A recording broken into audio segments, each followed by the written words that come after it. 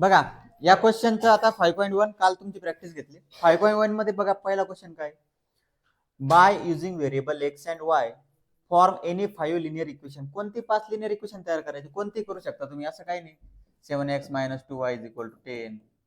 तुमच्या मनानं कोणते व्हॅल्यू घेऊ शकता, ह्या नका घेऊ, कोणतेही घ्या. 5 बनवायचे, किती बनवायचे, 5.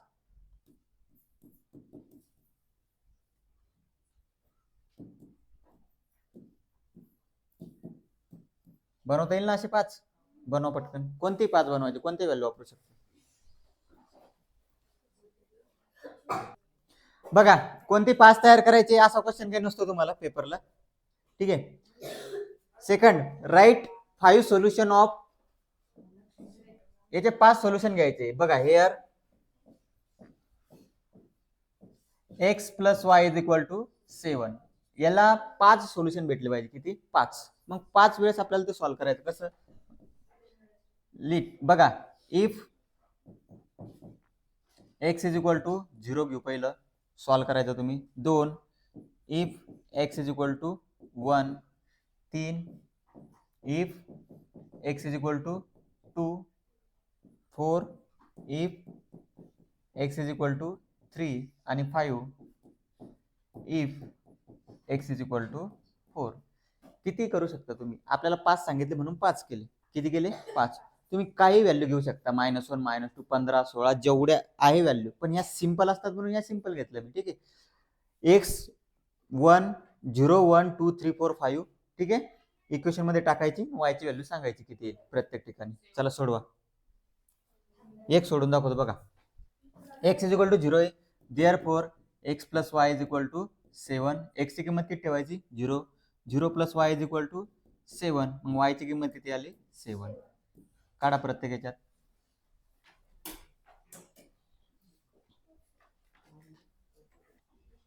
झालं का आन्सर. x = 1 आता, ठीक आहे. मग x + y = किती आहे, 7.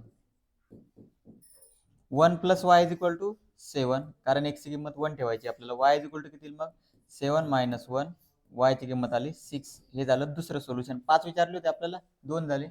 प्रत्येक ठिकाणी तेच. x + y = 7 आहे. x ची किंमत आता 2. काही अवघड आहे का, 7 - 2 5.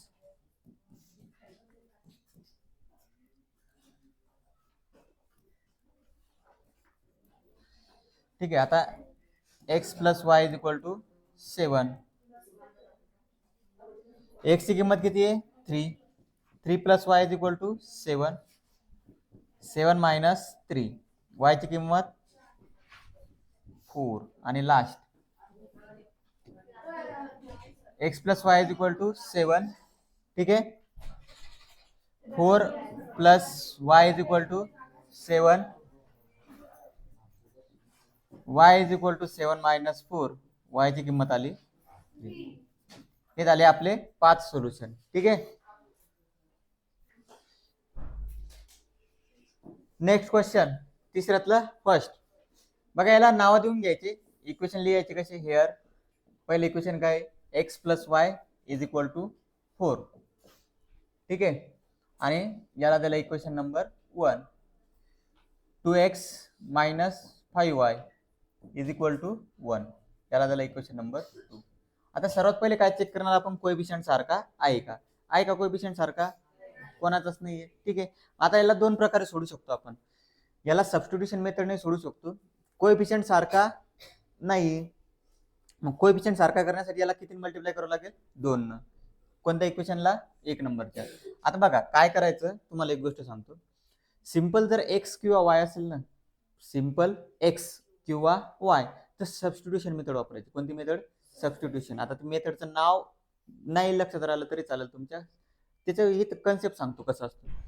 फक्त x आहे इथं, बघा या इक्वेशन मध्ये x आहे, इथं पण x आहे, इथं x आहे, इथं y आहे, इथं x आहे, y. हे सगळे क्वेश्चन आपण सबस्टिट्यूशन मेथडनं सॉल्व्ह करू शकतो. पण आता कुठं वापरायची ती, जिथं कोएफिशियंट सारखा नसेल. इथं कोएफिशियंट सारखा आहे का, नाही. मग आपण याला असं म्हणू शकतो, बघा नाऊ x + y = किती आहे, 4 आहे ना. मग एक्स इज इक्वल टू आपण म्हणू शकतो का 4 मायनस वाय म्हणू शकतो. X plus y is equal to 4. X is equal to काय होईल मग 4 मायनस वाय. याला जा इक्वेशन नंबर 3. कळालं काही प्रॉब्लेम. आता बघा एक नंबरला चेंज केला आपण, कोणत्या इक्वेशनला चेंज केलं 1. नाव म्हटल्यापेक्षा फ्रॉम 1 म्हणा म्हणजे तुम्हाला कळून जाईल. From 1 x plus y is equal to किती आहे 4. तर एक्स ला रिप्लेस केला आपण 4 मायनस वाय. आता फ्रॉम इक्वेशन 2 अँड 3 सोपं आहे, काय अवघड नाही. From equation 2 and equation 3. आता इक्वेशन 2 आणि 3 मध्ये बघा, इक्वेशन 2 मध्ये एक्स दिसतो का इथं, आणि एक्स ला काय काढलेलं आपण 4 मायनस वाय. म्हणजे एक्स च्या ऐवजी काय टाकायचं आता 4 मायनस वाय. म्हणजे बघा 2 इन ब्रॅकेट एक्स च्या ऐवजी ठेवणार आपण 4 मायनस वाय. समोर किती आहे मायनस 5y आणि इज इक्वल टू किती आहे 1. 2 न मल्टिप्लाय करा 8, 2 न मल्टिप्लाय करा 2y minus 5y is equal to 1. Minus 2y minus 5y किती होतील रे मायनस 7y. 8 तिकडे गेल्यानंतर काय झाले मायनस. मायनस 7y बरोबर मायनस 7. y बरोबर किती मग 1. नक्की का किती 7y बरोबर 7. 14 कसा येईल रे 7 ला 7. तुम्हाला मला वाटलं तुम्हाला डायरेक्ट कळून जाईल. किती आन्सर 1. y ची किंमत आली 1. आता ही y ची किंमत जी एक आलेली आहे त्या 3 नंबरच्या इक्वेशन मध्ये ठेवून घ्या. आपल्याला किंमत आता y ची किंमत आल्यावर कोणाची किंमत पाहिजे x, आणि x ची तर डायरेक्ट व्हॅल्यू भेटून जाईल आपल्याला. Put y is equal to 1 in equation 3. x is equal to किती येईल मग 4 मायनस y ची किंमत आलेली 1. x is equal to 3. खूप सोपी मेथड असते. याच्यात तुम्हाला मल्टिप्लाय करायची गरज नाही. Adding equation 1 to subtracting equation 1 to काहीच करायची गरज नाही. सबस्टिट्यूशन खूप सोपं आहे. फक्त कधी अप्लाय करावं लागेल त्याला फक्त x किंवा फक्त y असेल तर ठीक आहे. प्रत्येक ठिकाणी होते ते अप्लाय, पण हे सोपं असतं करणं. काही डाऊट याच्यात. दोन्ही इक्वेशनना दोन्ही मेथडना मार्क्स मिळतीलच तुम्हाला. ठीक आहे घ्या लिहून. हा त्याच्यानंतर सेकंड क्वेश्चन हेअर डायरेक्ट नाव त्याला 1 नंबर 2 नंबर देऊन टाकायचे. 2x minus 2x plus y 2x plus y is equal to किती आहे 5. याला द्या 1 नंबर. पद्धतशीर तुमच्या लेटर मध्ये पद्धतशीर असलं पाहिजे ते. त्याच्यानंतर नोटबुक मध्ये 3x मायनस वाय बरोबर 5. सगळ्यात पहिले काय चेक करणार कोएफिशियंट सारखे आहेत का. आहे वायचा आणि वायचा कोएफिशियंट सारखा आहे ठीक आहे. दुसऱ्या वेळेस काय चेक करतो साइन वेगळे आहेत का. आहे साइन वेगळे असल्यावर काय करायचं डायरेक्ट ऍडिशन. ती सबस्टिट्यूशन मेथड कधी वापरायची जेव्हा कोएफिशियंट सारखे नसतील. Adding equation 1 and equation 2 direct add करायचं त्याला. 2x plus y is equal to 5. दोन्ही 5 आहे करे. 3x minus y is equal to 5. हे झाले कॅन्सल. 2 आणि 3 5. 5x बरोबर किती झाले 5 आणि 5 10. x बरोबर किती होते 10 भागीला 5. 5 दुनी 10. x ची किंमत आली 2. x ची किंमत किती आली 2. कोणत्या एक इक्वेशन मध्ये ठेवा. दोन इक्वेशन आपल्याकडे. Put x is equal to 2 in equation 1. Equation 1 काय आहे 2x plus y is equal to 5.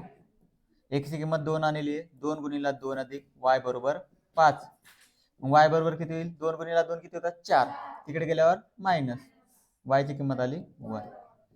ठीक आहे. आपण मागच्या क्वेश्चन मध्ये लिहिलं नाही ते पण लिहायचं. काय पहिलं काय 2 1 is the solution of the equation. X coordinate पहिला लिहायचा.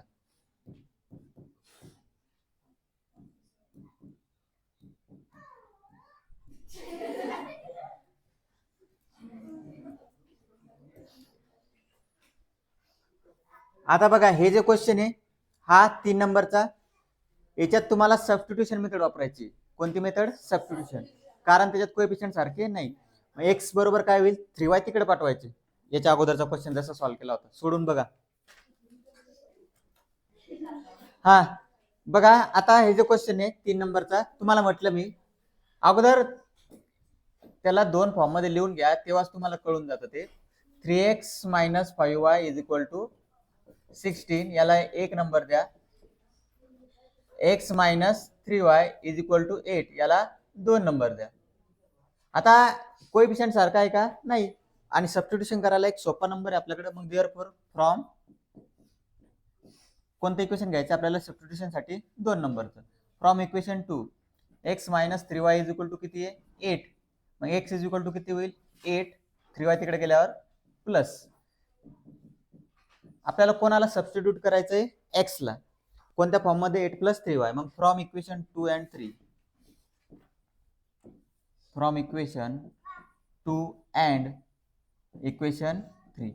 इक्वेशन 2 आणि इक्वेशन 3 मध्ये बघा मग x minus 3y is equal to 8 आहे. x च्या ऐवजी काय ठेवायचं? 8 plus.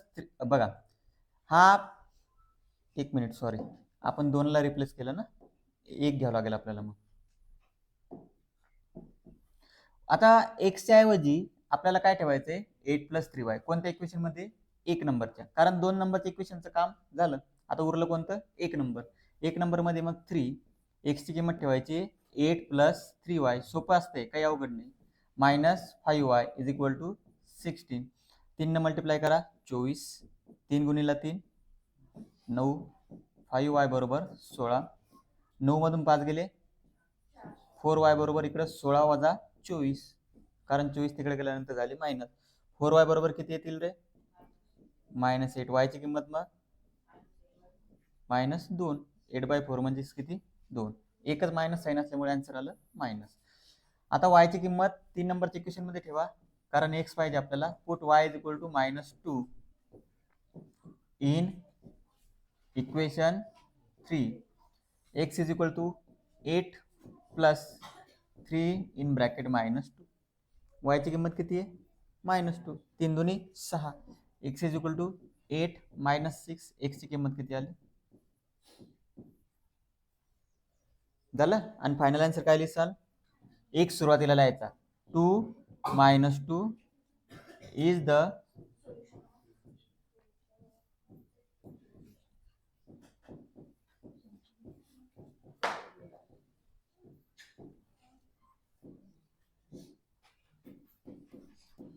The solution of the equation. ठीक आहे, बाकीचे उद्या घेऊ आपण. लिहून घ्या.